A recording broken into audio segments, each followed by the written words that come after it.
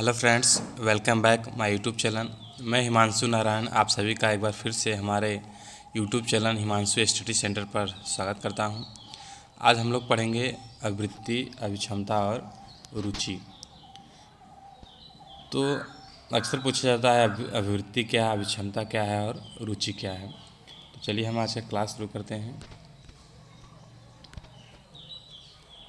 अभिवृत्ति या मनोवृत्ति व्यक्तित्व की वे प्रवृत्तियां हैं जो किसी व्यक्ति, वस्तु या घटना के प्रति एक विशिष्ट प्रकार से अनुक्रिया करने की एक मानसिक सक्रियता होती है। वास्तव में अभिवृत्ति एक मनोसामाजिक अवधारणा है। किसी भी अभिवृत्ति या मनोवृत्ति में 3 तत्व पाए जाते हैं। पहला तत्व है संज्ञानात्मक तत्व, दूसरा है भावनात्मक तत्व, तीसरा है व्यवहारात्मक तत्व। तो मनोवृत्ति एक जो अभिवृत्ति है, आपकी मनोदशा है, मनोवृत्ति है, मनोसामाजिक प्रवृत्ति है, एक अप्रोच है, समझ है कि हम क्या उसके प्रति समझने के बाद सक्रियता देते हैं। इसके 3 तत्व हैं, संज्ञानात्मक, भावनात्मक और व्यवहारात्मक। पहला है संज्ञानात्मक तत्व। इस तत्व में किसी व्यक्ति की अभिवृत्ति किसी वस्तु के प्रति उसका ज्ञान सम्मिलित रहता है। ज्ञानात्मक यानी उसका ज्ञान जिसमें सम्मिलित हो, क्या कहलाएगा? ज्ञानात्मक तत्व। आगे है व्यवहारात्मक तत्व। इस तत्व में व्यक्ति की मनोवृत्ति किसी वस्तु या घटना के प्रति एक सकारात्मक या नकारात्मक व्यवहार करने की सक्रियता संयोजित होती है। अगला है मनोवैज्ञानिक गुण के अनुसार। एक पक्ष रह गया है भावनात्मक पक्ष। व्यक्ति की मनोवृत्ति किसी वस्तु या व्यक्ति या किसी घटना के प्रति सकारात्मक या नकारात्मक हो सकती है।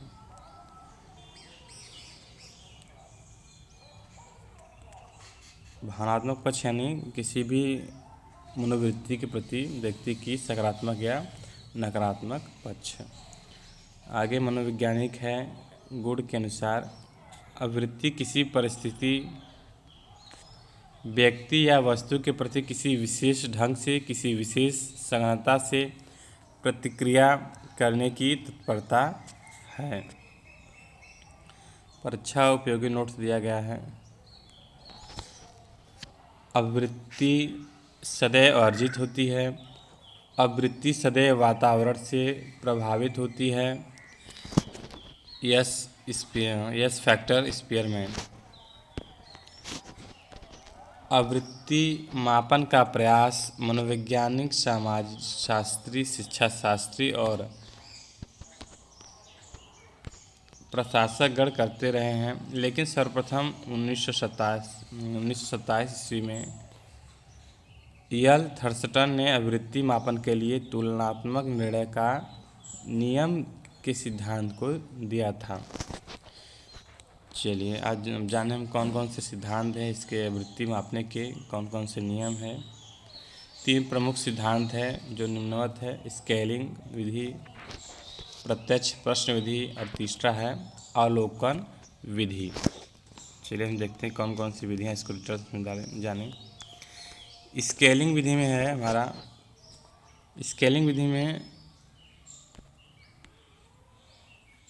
मनोवैज्ञानिक व्यक्ति की मानस दशा की स्थिति का स्केलिंग करके उसकी अभिवृत्ति का मापन करता है। आगे है प्रत्यक्ष प्रश्न विधि। प्रशिक्षण परीक्षार्थी से प्रत्यक्ष प्रश्न पूछकर उसकी अभिवृत्ति का मापन करता है। अगला है अवलोकन विधि।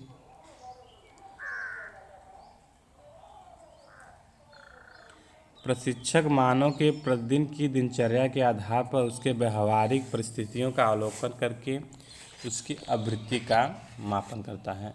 तो यह 3 विधियां हैं, ये 3 सिद्धांत हैं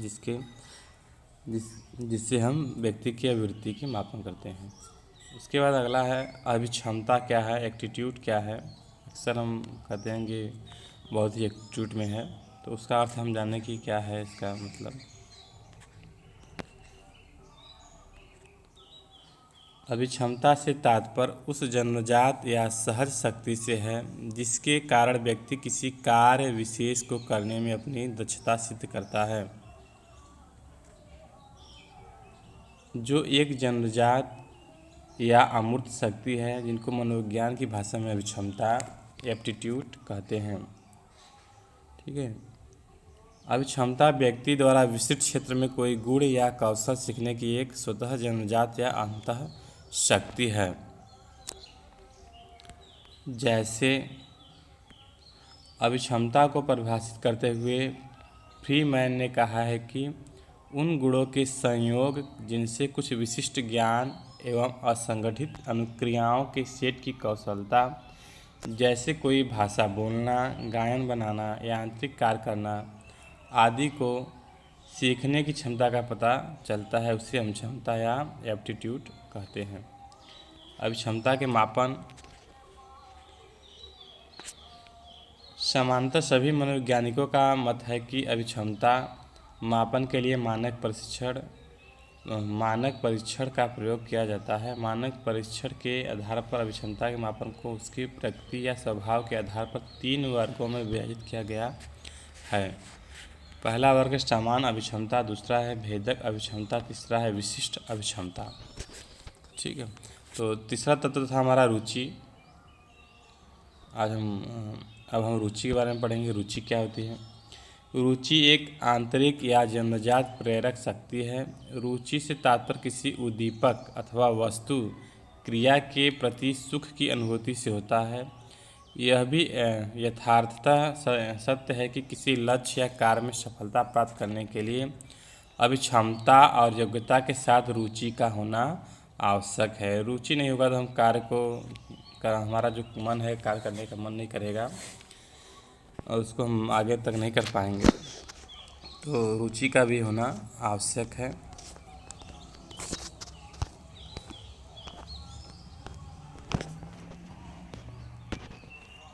तो हमने पढ़ा अभिक्षमता, अभिवृत्ति यानी एटीट्यूड, फिर अभिक्षमता यानी एप्टीट्यूड और रुचि इंटरेस्ट।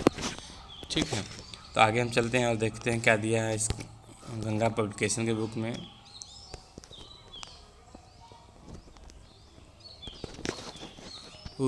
रुचि को अंग्रेजी में इंटरेस्ट कहा जाता है, जो लैटिन भाषा के शब्द इंटरेस्ट से हुई है, जिसका अर्थ होता है किसी कार्य के प्रति सुख की अनुभूति करना। हमें सुख की अनुभूति होगा तभी हम उस पर अपना जो रुचि दिखाएंगे, वही बात कहा जा रहा है। प्रमुख मनोवैज्ञानिकों ने रुचि को निम्न रूप में परिभाषित किया है, जैसे बुद्धि संरचना सिद्धांत के पिता जेपी गिलफोर्ड के शब्दों में रुचि किसी क्रिया, वस्तु या व्यक्ति पर ध्यान देने, उसके द्वारा आकर्षित होने, उसे पसंद करने तथा उससे संतुष्टि पाने की प्रवृत्ति है। मनोवैज्ञानिक क्रो के अनुसार रुचि वह आंतरिक प्रेरक शक्ति है जो हमें किसी व्यक्ति, वस्तु, क्रिया के प्रति ध्यान देने के लिए प्रेरित करती है। उसके बाद एक मनोवैज्ञानिक है सुपर ने रुचि को 4 भागों में विभाजित किया है। पहला प्रदर्शित रुचि, आकलित रुचि, अभिव्यक्त रुचि और सूचित रुचि। रुचि मापन के लिए कई परीक्षणों का प्रयोग किया जाता है, लेकिन सर्वाधिक महत्वपूर्ण रुचि परीक्षण स्ट्रांड का व्यावसायिक रुचि पत्र को माना जाता है। स्ट्रांड के व्यावसायिक रुचि पत्र में स्ट्रांड के वोकेशनल इंटरेस्ट ब्लैक टेस्ट में 400 मद या प्रश्न होते हैं। तो क्वेश्चन आंसर है, आप इसको देख लीजिए। ठीक है, इसको कर लीजिएगा आप लोग। इसका आंसर भी है लास्ट में।